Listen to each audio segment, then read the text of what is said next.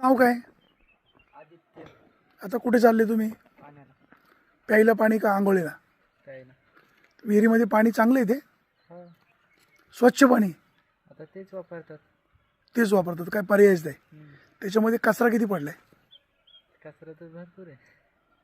काय तुमच्यासारख्या तरुणांनी काय म्हणजे तुमचे आजोबा, खापर पंजोबा, आई वडील ह्या भागामध्ये जन्माला आले, त्यांची ती परिस्थिती, तीच अवस्था तुमची पण.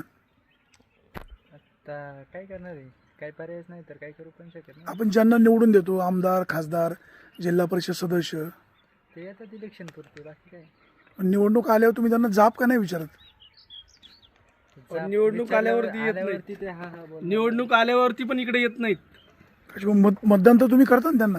मतदान करतो त्यांचे प्रेझेंटिव्ह करतो म्हणून बोलणार आणि एकदा निवडून आल्यावरती ते गाव जसं नाहीच, कोण येत नाही इकडे परत. मग आता ह्या सगळ्या व्यथा तुमच्या पाचवीला पुजलेल्या. बॅरल भरून न्यायचे, अशुद्ध पाणी प्यायचं, काय आजार वगैरे होत नाही का? तर होतात पण आता काय करणार आहे. सवय झाली. शिक्षण किती झालं तुझं? 12वी. काय करतो सध्या? काय नाही, घरीच आहे. शेती.